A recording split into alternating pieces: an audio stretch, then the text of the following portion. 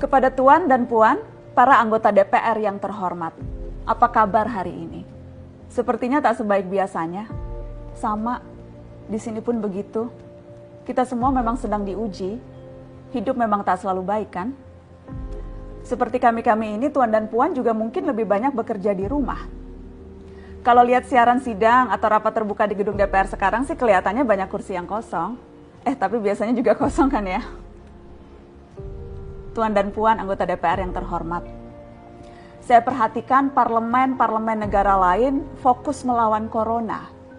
Tapi rasa-rasanya isu-isu yang keluar dari Senayan belakangan kok kebanyakan tidak terkait corona ya? Kami malah membaca DPR bersemangat membahas isu-isu lain. Contohnya, rancangan Undang-Undang Cipta Kerja yang banyak ditolak karena dinilai mementingkan kepentingan investor di atas kebutuhan pekerja. Presiden Jokowi pekan lalu sempat menyatakan pemerintah dan DPR menunda pembahasan salah satu klaster di rancangan undang-undang itu, klaster ketenagakerjaan. Ini untuk memberi kesempatan mendalami substansi dan mendapat masukan dari banyak pihak.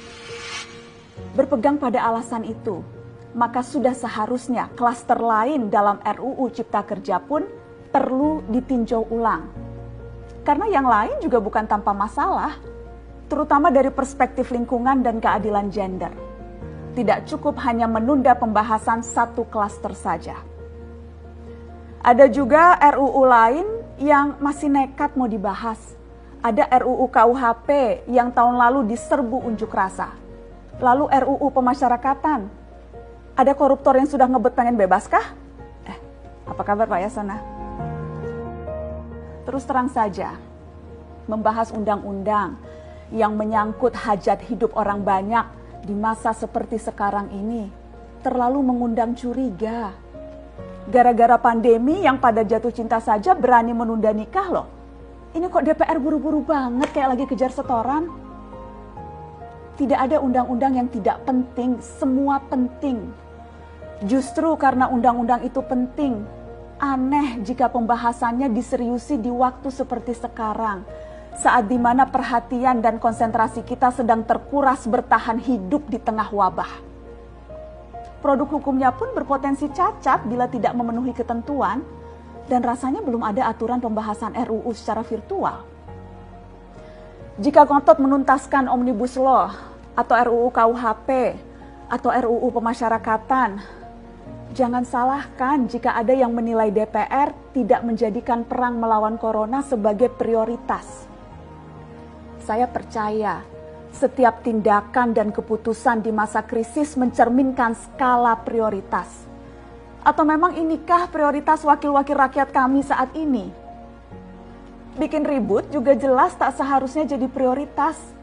Satgas COVID-19 DPR kemarin dikabarkan mengimpor jamu ilegal dari Tiongkok secara besar-besaran untuk pasien positif virus corona. Satgas kemudian membantah itu, katanya ini diproduksi di Jakarta dan merupakan sumbangan Wakil Ketua DPR RI Sufmi Dasko yang akan dibagikan gratis ke berbagai rumah sakit. Kemudian dikabarkan juga jamunya mengandung bahan berbahaya dan belum terbukti klinis. Satgas lagi-lagi membantah, katanya sedang proses mendapatkan izin edar di Badan Pengawasan Obat dan Makanan. Sedang itu berarti belum kan ya? Tuan dan Puan yang terhormat, niat baik pun perlu proses yang baik.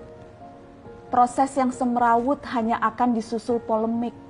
Sementara sekarang kita sedang banyak-banyaknya menaruh harapan kepada negara. Tindak tanduk DPR salah benarnya akan selalu dilihat.